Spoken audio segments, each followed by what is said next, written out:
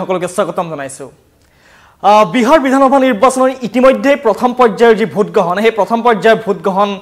অন্ত পৰিছে আৰু কাইলৈ দ্বিতীয় পৰ্যায়ৰ ভোট গ্ৰহণৰ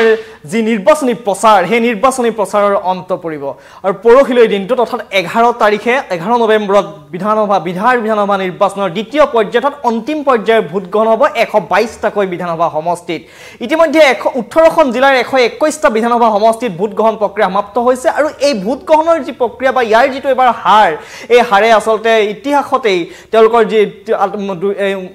যি স্বাধীনতাৰ পিছৰ ইতিহাসতে সৰ্বাধিক আসলে ভোট গ্ৰহণ হৈছে বিহাৰত অৰ্থাৎ 65.08% 65.08% ভোটদানৰ হাৰ এবাৰ বিহাৰত প্ৰথম পৰ্যায়ত এক প্ৰকাৰ এবাৰ বিহাৰৰ বাবে বিহাৰ বিধানসভা নিৰ্বাচনৰ প্ৰথম পৰ্যায়ৰ নিৰ্বাচনত যি ভোট গ্ৰহণ সেই ভোট গ্ৰহণ এক প্ৰকাৰ অভিলেখ ৰচিছে আৰু এই অভিলেখ ৰচাৰ পিছতে এতিয়া প্ৰশ্নৰ অৱতাৰণা হৈছে যে বিহাৰত হলনি হ'ব নেকি চৰকাৰ অৰ্থাৎ নীতিশ কুমাৰৰ যি 2005 চনৰ পৰা 2025 চনলৈ 20 বছৰীয়া যি এটা দীঘলীয়া যাত্ৰা এই দীঘলীয়া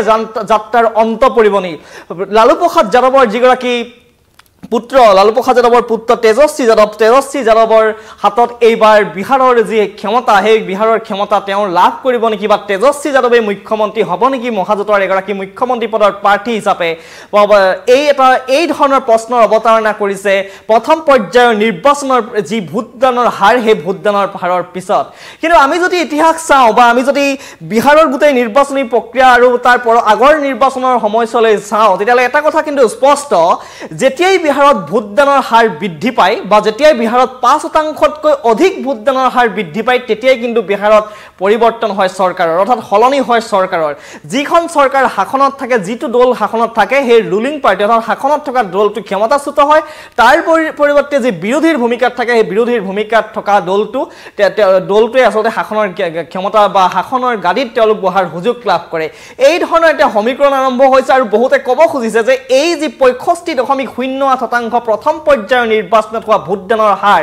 এই ভোটদানৰ হাৰে প্ৰকৃততে নীতিশ কুমাৰৰ বিৰুদ্ধে থকা যি প্ৰতিষ্ঠান বিৰোধী ঢৌ সেই প্ৰতিষ্ঠান বিৰোধী ঢৌ প্ৰকট কৰিছে কিন্তু আন বহুতে দাবী কৰিছে যে এয়া কিন্তু নীতিশ কুমাৰৰ বিৰুদ্ধে থকা প্ৰতিষ্ঠান বিৰোধী ঢৌ নহয় এয়া নীতিশ কুমাৰৰ শাসনত বা নীতিশ কুমাৰৰ শাসনত যিটো সুশাসন চলিছে বিহাৰত সমান্তৰালকৈ মহিলা সবলীকৰণে হওক বা উন্নয়নৰ এটা ধাৰা সৃষ্টি হৈছে এই উন্নয়নৰ ধাৰাৰ বাবেই হয়তো বহু মানুহ ওলাই আহিছে ভোটদানৰ বাবে আৰু লগতে আৰু এটা কথা দাবী কৰিছে বহুতে যি হেহতেকৈ যি SIR অৰ্থাৎ স্পেচিয়েল ইন্টেনসিভ যি ৰিভিজন ভোটাৰ তালিকাৰ যিটো ব্যাপক সংশোধনী প্ৰক্ৰিয়া এই ব্যাপক সংশোধনী প্ৰক্ৰিয়াৰ বাবেও ভোটদানৰ হাৰ বৃদ্ধি পাইছে বুলি বহুতে দাবী কৰিছে কিন্তু আমি চাবলৈ যাওঁ যে 2017 চনত উত্তৰ প্ৰদেশত যেতিয়া সমাজবাদী পাৰ্টিৰ যিখন নেতৃত্বাধীন চৰকাৰ সেই চৰকাৰক আঁতৰাই শাসনৰ গাদীলৈ আহিছিল বিজেপি অৰ্থাৎ তেতিয়া 2017ত উত্তৰ প্ৰদেশত ভোটদানৰ হাৰ বৃদ্ধি পাইছিল 61.2% লৈ 61.2% লৈ তাৰ 2012ৰ তুলনাত উত্তৰ প্ৰদেশত ভোটদানৰ হাৰ বৃদ্ধি পাইছিল 2017ত আৰু হেয়া আছিল 1.84% উত্তৰ প্ৰদেশত ভোটদানৰ যে হাৰ সেই ভোটদানৰ হাৰ বৃদ্ধি পাইছিল আৰু তাত চৰকাৰৰ পৰিৱৰ্তন হৈছিল আৰু এই চৰকাৰ পৰিৱৰ্তন হোৱাৰ পিছতে যোগী আদিত্যনাথ তাৰ মুখ্যমন্ত্ৰীৰ তেখেত মুখ্যমন্ত্ৰীৰ আসন অলংকৃত কৰিছিল বা এতিয়াও তাৰ উত্তৰ প্ৰদেশত বিজেপিৰ নেতৃত্বত এই চৰকাৰ চলি আছে আমি যদি তাৰ আগৰ কিছু তথ্যলৈ যাওঁ বিশেষকৈ বিহাৰৰ ক্ষেত্ৰত যদি আমি চাবলৈ যাওঁ যে 1967 চনত ভোটাৰৰ 1967 চনত যিটো ভোটৰ হাৰ হেতু বিহাৰত বৃদ্ধি পাইছিল 51.5% লৈ অৰ্থাৎ 51.5% লৈ ভোটদানৰ যিটো হাৰ হেয়া বিহাৰত বৃদ্ধি পাইছিল 1967 চনত 1962 আছিল আপোনাৰ 44.5% আৰু তাৰ পৰিমাণ তাৰ বিপৰীতে 2000 যেতিয়া 1967 চনত যেতিয়া তাতে নিৰ্বাচন হয় বিহাৰত সেই সময়ত বিহাৰত ভোটদানৰ হাৰ বৃদ্ধি পালে 51.5% লৈ অৰ্থাৎ প্ৰায় 7% অৰ্থাৎ 7% ভোটদানৰ হাৰ বৃদ্ধি পাইছিল আৰু তাত চৰকাৰ হলনি হৈছিল তাৰ পৰৱৰ্তী সময়ত যদি আমি 1980 চনলৈ যাওঁ তেতিয়াও তাত 7% ভোটদানৰ হাৰ বৃদ্ধি তাত 1980 চনৰ আকৌ ভোটদানৰ হাৰ কমিছিল বিহাৰত অৰ্থাৎ 55%ৰ পৰা কমা 55% যিটো আছিল 1980 চনত সেই 1980 চনত আকৌ পুনৰ বৃদ্ধি পাইছে অৰ্থাৎ 57.3% লৈ বৃদ্ধি পাইছিল বিহাৰৰ ভোটদানৰ হাৰ আৰু তাৰ লগে লগে তাত যিখন জনতা পাৰ্টিৰ গভৰ্ণমেণ্ট আছিল জনতা পাৰ্টিৰ যিখন চৰকাৰ আছিল চৰকাৰ হলনি হৈ তাত কংগ্ৰেছে শাসন ক্ষমতা দখল কৰিবলৈ সক্ষম হৈছিল আকৌ যদি আমি 1990 চনলৈ যাওঁ 1990 চনত তাত ভোটিংৰ যিটো পাৰ্চেন্টেজ ভোটদানৰ যিটো হাৰ সেই হাৰ 56.3% পৰা বৃদ্ধি পাইছিলে 62%লৈ প্ৰায় 5.8% ভোটদানৰ হাৰ বৃদ্ধি পাইছিলে বিহাৰত আৰু তাৰ পিছতে কংগ্ৰেছৰ যি চৰকাৰ সেই কংগ্ৰেছ চৰকাৰ পতন ঘটিছিল আৰু লালু প্ৰসাদ যাদৱৰ যি উত্থান লালু প্ৰসাদ যাদৱৰ উত্থান হৈছিল 1990 চনৰ বিহাৰ বিধানসভা নিৰ্বাচনত অৰ্থাৎ যেতিয়াই তাত ভোটদানৰ হাৰ বৃদ্ধি পাইছিল তেতিয়াই শাসনত থকা যিটো দল সেই শাসনত থকা দল পৰাভূত হৈছিল তাৰ পৰিৱৰ্তে যিটো বিৰোধীৰ আসনত থকা যিটো দল সেই বিৰোধী দায়িত্ব পালন কৰি থকা যিটো দল সেই দলটো তাত চৰকাৰ গঠনৰ ক্ষেত্ৰত তেওঁলোক আগুৱাই গৈছিল বা তেওঁলোকে চৰকাৰ গঠন কৰিছিল হেয়া 1990 চনতে চাবলৈ যোৱা যায় 1990 চনৰ বিহাৰ বিধানসভা নিৰ্বাচনত যদি আমি চাওঁ তেতিয়া দেখিবলৈ পাওঁ যে তাত 62% ভোটদানৰ হাৰ আছিল তাৰ আগৰ যিটো বিধানসভা নিৰ্বাচন তেতিয়া আছিল 56.3% অৰ্থাৎ প্ৰায় 5.8% ভোটদানৰ হাৰ বৃদ্ধি পাইছিল আৰু কংগ্ৰেছৰ যিখন চৰকাৰ সেই কংগ্ৰেছ চৰকাৰ পতন ঘটিছিল 1990 চনত লালু প্ৰসাদ যাদৱৰ যিটো আৰজেডি সেই আৰজেডিয়ে ক্ষমতাৰ বাগজৰি নিজৰ হাতলৈ আনিবলৈ সক্ষম হৈছিল তাৰ পৰৱৰ্তী সময়ত যদি আমি 2005 চনলৈ যাওঁ যি 2005 চনত আছিল নীতিশ কুমাৰে শাসন লাভ কৰিছিল সেই সময়ত যদি আমি চাবলৈ যাওঁ ভোটদানৰ হাৰ 2000 চনৰ পৰিৱৰ্তে 2005 চনত প্ৰায় 16% হ্ৰাস পাইছিল কমিছিল 16% কমিছিল আৰু তাৰ পিছত কি হয় জেডিউৰ নেতৃত্বত নীতিশ কুমাৰৰ নেতৃত্বত চৰকাৰ গঠন হৈছিল অৰ্থাৎ ভোটদানৰ হাৰ বহাবি পৰিৱৰ্তে কমিছিল 2005 চনৰ আৰু যেতিয়াই কমিছে তেতিয়াই লালু প্ৰসাদ যাদৱৰ যি শাসন সেই লালু প্ৰসাদ যাদৱৰ চৰকাৰ উপৰি পৰিছিল উপৰি পৰাই নহয় তাত নতুনকৈ নীতিশ কুমাৰৰ নেতৃত্বত আছিল এটা চৰকাৰ গঠন কৰিবলৈ সক্ষম হৈছিল জেডিউৱে আৰু প্ৰায় হেতু সময়ত প্ৰায় 16% ভোটদানৰ হাৰ হ্ৰাস পাইছিল কিন্তু এইবাৰ ভোটদানৰ হাৰ বৃদ্ধি পাইছে অৰ্থাৎ যি ধৰণে ভোটদানৰ হাৰ যেতিয়া বৃদ্ধি পাইছিল লালু প্ৰসাদ যাদৱৰ উত্থান ঘটিছিল সেই একে ধৰণে কিন্তু যেতিয়া কমিছিল তেতিয়া নীতিশ কুমাৰৰ উত্থান ঘটিছিল কিন্তু এইবাৰ ভোটদানৰ হাৰ নীতিশ কুমাৰ মুখ্যমন্ত্ৰীৰ আসনত আছে আৰু নীতিশ কুমাৰ মুখ্যমন্ত্ৰীৰ আসনত থকাৰ সময়ত এবাৰ ভোটদানৰ হাৰ বৃদ্ধি পোৱা দেখিবলৈ পোৱা গৈছে প্ৰায় প্ৰথম পৰ্যায়ত এতিয়াও দ্বিতীয় পৰ্যায় হ'বলৈ বাকী আছে সৰ্বমুঠ ভোটদানৰ হাৰটো বা যিটো ওভাৰঅল যিটো ভোটদানৰ হাৰ হে কিমান হয় হেয়া 11 নৱেম্বৰৰ পিছত দেখা যাব কিন্তু এই প্ৰথম পৰ্যায়ত প্ৰায় 8%ৰো অধিক ভোটদান 2020তকৈ এবাৰ বৃদ্ধি পাইছে আৰু সেইবাবে হয়তো বহু প্ৰশ্নৰ অৱতাৰণা হৈছে যে নীতিশ কুমাৰৰ যি 20 বছৰীয়া শাসনকাল এবাৰ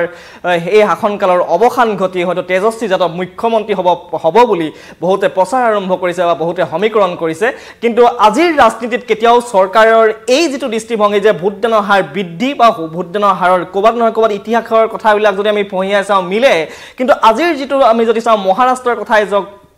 কথাই হওক বা দিল্লীতে হওক বা য'ত নেকি ভোটদানৰ হাৰ বৃদ্ধি হোৱাৰ পিছতো কিন্তু তাত চৰকাৰ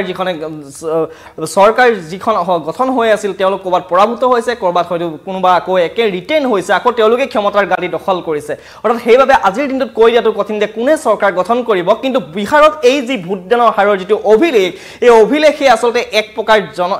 গণতন্ত্ৰৰ উৎসৱটোৰ প্ৰতি যি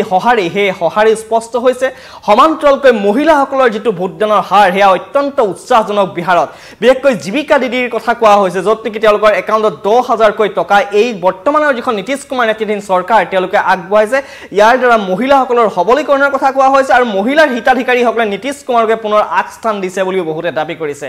আৰু এই কথাটো এনডিএ অৰ্থাৎ নীতিশ কুমাৰে জেডিউৱে হওক বা বিজেপিয়ে হওক বা এলজেপিয়ে হওক তেওঁলোকেও দাবী কৰিছে যে মহিলাসকলৰ ভোট কিন্তু বিজেপিৰ পক্ষে হওক বা জেডিউৰ পক্ষে পৰিছে আৰু ইয়াৰ দ্বাৰা লাভান্বিত হৈছে এনডিএ আমি যদি 2020 চনলৈ চাওঁ 2020 চনৰ যি বিধানসভা নিৰ্বাচন সেই নিৰ্বাচনত নীতিশ কুমাৰৰ জয় হৈছিল আৰু এনডিএৰ তাত যি খুব কম মাৰ্জিনত জয় হৈছিল এই কম মাৰ্জিনত জয় হোৱাৰ পিছতো আচলতে নীতিশ কুমাৰৰ কাৰণে আটাইতকৈ ডাঙৰ সুবিধাটো আছিল যে মহিলাসকলৰ যি তেওঁলোকৰ প্ৰতি থকা সঁহাৰি মহিলাসকলৰ ভোটদানৰ হাৰ এই ভোটদানে আচলতে বহু সমষ্টিত তেওঁলোকক পৰাজয় গৰাহৰ পৰা জয়ৰ পথলৈ আচলতে ঢাপলি মেলিবলৈ জয়ৰ পথলৈ নিয়াত সহায় কৰিছিল আৰু এইবাৰো দাবী কৰিছে যে মহিলা সবলীকৰণে হওক বা মহিলাৰ একাউণ্টত যি টকা জমা দিয়াৰ যি ধৰণৰ বেনিফিচিয়াৰী যিবিলাক আঁচনি বা হিতাধিকাৰী সৃষ্টিৰ যিবিলাক আঁচনি এই আঁচনিৰ দ্বাৰা মহিলাসকলৰ ভোট তেওঁলোকৰ হাতত পৰিছে বুলি বহুতে দাবী কৰিছে অৰ্থাৎ এইবাৰ নীতিশ কুমাৰ বা এনডিএ আকৌ কৈছে যে এই ভোটদানৰ হাৰ তেওঁলোকৰ বাবে খুব আশাপ্ৰদ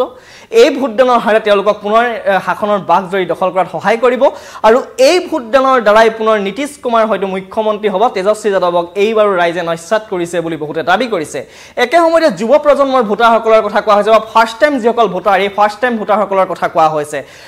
যি দুইটা পক্ষই কি এনডিএ হওক বা যি মহাজোঁটেই হওক দুইটা পক্ষই চাকৰিৰ এটা প্ৰতিশ্ৰুতি প্ৰদান কৰিছে বহু যুৱক যুৱতীৰ নিবনুৱাৰ যিটো সংস্থাপন বা নিবনুৱাৰ যিটো সমস্যা বিহাৰৰ এটা অন্যতম ইস্যুত পৰিণত হৈছে এইবাৰ বিধানসভা নিৰ্বাচনত আৰু হেবাবে বহুতে দাবী কৰিছে যে তেজস্বী যাদৱে যি ধৰণে চাকৰিৰ প্ৰতিশ্ৰুতি দিছে যুৱ প্ৰজন্মক বিশেষকৈ নিবনুৱা যুৱক যুৱতীসকলক এই প্ৰতিশ্ৰুতিৰ দ্বাৰা মহাজোঁট বন্ধনৰ প্ৰতি মহাজোঁটৰ প্ৰতি আচলতে নতুন প্ৰজন্মৰ বা যুৱক যুৱতীসকলৰ যিটো আকৰ্ষণ তেওঁলোকৰ বৃদ্ধি পাইছে আৰু আকৰ্ষণ বৃদ্ধি পোৱাৰ ফলত এবাৰ যুৱক যুৱতীসকলে তেজস্বী যাদৱক আঁকোৱালি লৈছে বুলি বহুতে দাবী কৰিছে কিন্তু এয়া কিমান দূৰ সত্য প্ৰমাণিত হয় বা কি হয় সেয়া পৰিস্ফুট হ'ব 14 নৱেম্বৰৰ যি ফলাফল সেই 14 নৱেম্বৰৰ ফলাফলত কিন্তু এই যিটো ভোটাৰ টাৰ্ন আউট বা ভোটাৰৰ যিটো প্ৰথম পৰ্যায়ত যিটো ভোটদানৰ যিটো হাৰ এই হাৰে এতিয়া আসলে ৰাজনৈতিক বিশ্লেষকসকলকেই হওক বা ষ্টেফলজিষ্টসকলকে হওক তেওঁলোকে বিমূৰত পৰিছে তেওঁলোকে বিভিন্ন সমীকৰণ কৰিছে কোন আগত বা কোন পিছত তেজস্বী নে নীতিশ কুমাৰ এনডিএ নে মহাজোঁট কাৰ পক্ষে কাৰ ভাগ্যোদয় হ'ব পুনৰ বিহাৰৰ গাড়ী দখল কৰাৰ ক্ষেত্ৰত এই যে 20 বছৰীয়া নীতিশ কুমাৰৰ যি তেওঁৰ মুখ্যমন্ত্ৰীৰ কালখণ্ড এই মুখ্যমন্ত্ৰীৰ কালখণ্ডত তেওঁ কৰা যিবিলাক উন্নয়নমূলক কাম বা তেওঁ জনতাৰ পক্ষত থাকি এটা সুশাসন ৰাস্তাত বৰ্তাই ৰাখিছে বুলি বিভিন্নজনে দাবী কৰিছে এই দাবী কিমান দূৰ সত্য প্ৰমাণিত হয় হেয়া 14 নৱেম্বৰত পৰিস্ফুট হ'ব কিন্তু সমান্তৰালকৈ আমি এটা কথা খুব গুৰুত্ব সহকাৰে ল'ব লাগিব যে 2020 চনৰ যি বিধানসভা নিৰ্বাচন বিহাৰত সেইবাৰ এনডিএৰ লগত এলজেপি অৰ্থাৎ চিৰাগ পাছৱানৰ যিটো দল এলজেপি সেই এলজেপি নাছিল তেওঁলোকে 243 খন আসনত অকলে নিৰ্বাচনত প্ৰতিদ্বন্দ্বিতা কৰিছিল আৰু অকলে প্ৰতিদ্বন্দ্বিতা কৰি তেওঁলোকে 243 খন আসনৰ মাত্ৰ এখন আসনত জয়লাভ কৰিবলৈ সক্ষম হৈছিল এখন আসনত জয়লাভ কৰিবলৈ সক্ষম তাৰ পৰিৱৰ্তে তেওঁলোকে লাভ কৰা ভোটৰ হাৰ আছিল 6% আৰু এইবাৰ ঠাৱৰ কৰা হৈছে যে এই যি এলজেপিৰ 6% ভোট আছিল তেওঁলোকে লাভ কৰিছিল 2020 চনত এইবাৰ এলজেপি 29 খন আসনত তেওঁলোকে প্ৰতিদ্বন্দ্বিতা কৰিছে এনডিএৰ পক্ষত থাকি অৰ্থাৎ তেওঁলোকে অকলে নহয় এইবাৰ নীতিশ কুমাৰ আৰু বিজেপিৰ লগত লৈ তেওঁ এলজেপিয়ে বা চিৰাগ পাছৱানৰ এই দলটোৱে নিৰ্বাচনত প্ৰতিদ্বন্দ্বিতা কৰিছে এই এলজেপিৰ হাতত থকা যি 6% ভোট এয়া যদি এনডিএৰ পক্ষে আকৌ আহিছে তেন্তে এনডিএ লাভৱান হ'ব বুলি বহুতে দাবী কৰিছে কিন্তু আকৌ এটা কথা যদি আমি চাবলৈ যাওঁ যে 2020 চনত যদি আমি চাবলৈ যাওঁ যেটো ভিআইপি মুকেশ সাহানী এগৰাকী উপমুখ্যমন্ত্ৰীৰ এবাৰ প্ৰাৰ্থী হিচাপে প্ৰক্ষেপিত কৰি ৰাখিছে মহাজোঁটে সেই ভিআইপি কিন্তু দলটো বা মুকেশ সাহানীৰ এই দলটো 2020 চনত আছিল এনডিএৰ লগত কিন্তু এবাৰ মুকেশ সাহানীৰ দলটো এনডিএৰ লগত নাই এই দলটো আছে এবাৰ বিৰোধীৰ পক্ষত অৰ্থাৎ মুকেশ সাহানী আৰু এই চিৰাগ পাছৱান দুইগৰাকী নেতাৰ দল দুটাৰ যিটো সমীকৰণ বা তেওঁলোকৰ হাতত থকা যিখিনি ভোট এই ভোটৰ অংকই আসলে কোন কাক কেনেদৰে লাভান্বিত কৰিব হেয়া হ'ব খুব গুৰুত্বপূৰ্ণ কিন্তু এলজেপিয়ে 2020 চনত লাভ কৰা 6% ভোট যদি এবাৰ এনডিএৰ পক্ষে যায় বা এনডিএৰ হাতত থাকে তেন্তে এনডিএ এক প্ৰকাৰ এডভান্টেজ পইণ্টত থাকিব বুলি বহুতে বা এটা সুবিধাজনক স্থিতিত থাকিব বুলি বহুতে দাবী কৰিছে এয়া বিধানসভা নিৰ্বাচন বিহাৰ বিধানসভা নিৰ্বাচনৰ প্ৰথম পৰ্যায়ৰ যিটো ভোটগ্ৰহণত যেনেধৰণে ভোটদানৰ হাৰে এটা অভিলেখ ৰচিলে আৰু অভিলেখৰ পিছত এতিয়া বিভিন্ন সমীকৰণ বা বিভিন্ন আলোচনা আৰু বিভিন্ন বিশ্লেষণ ইয়াৰ পিছতো কিন্তু এতিয়ালৈকে কৈ দিব পৰা হোৱা নাই যে গণতন্ত্ৰত এই বিহাৰৰ এই নিৰ্বাচনী উৎসৱত আসলে কাৰ জয় কোনে শেষ হাঁহি মাৰিব সেয়া এতিয়াও কৈ দিয়া কঠিন কিন্তু যি ধৰণে আলোচনা বা চলি আছে ইয়াত কেইবাটাও ফেক্টৰে কাম কৰিছে এটা হৈছে মুছলিম আৰু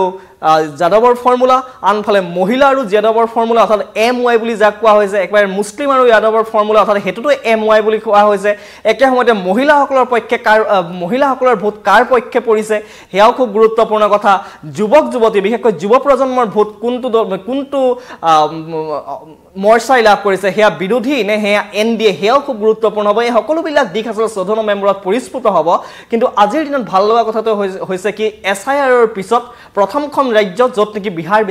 যিখন প্ৰথমখন ৰাজ্য বিহাৰ য'ত নেকি বিধানসভা নিৰ্বাচন অনুষ্ঠিত হৈছিল আৰু এছআইআৰৰ যিদৰে প্ৰায় 60 লক্ষাধিক ভোটাৰৰ নাম কৰ্তন কৰা হৈছিল হয়তো ডুপ্লিকেট ভোটাৰৰ বাবে বা তেওঁলোকৰ ভোটাৰ তালিকাত নাম অন্য স্থানত থকাৰ বাবে বিভিন্ন কাৰণত তেওঁলোকক কাটি দিয়া হৈছিল নিৰ্বাচন আয়োগে সেইবাবে কৈছে যে এছআইআৰ অৰ্থাৎ যি স্পেচিয়েল ইণ্টেনচিভ ৰিভিজন হৈছিল স্পেচিয়েল ইণ্টেনচিভ ৰিভিজনৰ বাবেও ভোটদানৰ হাৰ বৃদ্ধি পাইছে বিহাৰত আৰু ইয়াৰ পিছত কাইলৈ দিনটোত নিৰ্বাচনৰ দ্বিতীয় পৰ্যায়ৰ নিৰ্বাচনৰ যি প্ৰচাৰ অভিযান সেই প্ৰচাৰ অভিযান সামৰণি পৰিব প্ৰধানমন্ত্ৰী নৰেন্দ্ৰ মোদীয়ে আজিও এনডিএৰ প্ৰাৰ্থীৰ হৈ ব্যাপক মাৰাথন নিৰ্বাচনী প্ৰচাৰ চলাইছে একেদৰে ৰাহুল গান্ধীও ব্যাপক মাৰাথন নিৰ্বাচনী প্ৰচাৰ চলাইছে এক প্ৰকাৰ ৰথী মহাৰথীৰ যি ভোট যুদ্ধৰ এক নিৰ্বাচনী ক্ষেত্ৰৰ আটাইতকৈ আকৰ্ষণীয় কেন্দ্ৰস্থল বা অভিকেন্দ্ৰ হৈ পৰিছে বিহাৰ আৰু ইয়াৰ পিছত এটা 14 নৱেম্বৰলৈ অপেক্ষা দ্বিতীয় পৰ্যায়ত কিমান হ'ব ভোটদানৰ হাৰ দ্বিতীয় পৰ্যায়ৰ ভোটদানৰ হাৰে কি হুচাব আৰু তাৰ গোটেই ফলাফলবিলাক তাৰ পৰৱৰ্তী সময়ত দ্বিতীয় পৰ্যায়ৰ নিৰ্বাচনৰ ভোট গ্ৰহণ অন্ত পৰাৰ লগে লগে আহিব এক্সিট পোল আৰু এক্সিট পোলৰ পিছত 14 নৱেম্বৰত প্ৰকাশ পাব বিহাৰ বিধানসভা নিৰ্বাচনৰ ফলাফল আৰু এই ফলাফলত তেজস্বী যাদৱ নে নীতিশ কুমাৰে শেষ হাঁহি মাৰে হেয়া হ'ব খুব গুৰুত্বপূৰ্ণ আৰু এয়া দেশৰ ৰাজনীতিৰ বাবে এক তাৎপৰ্য বহন কৰিব বিহাৰৰ বিধানসভা নিৰ্বাচন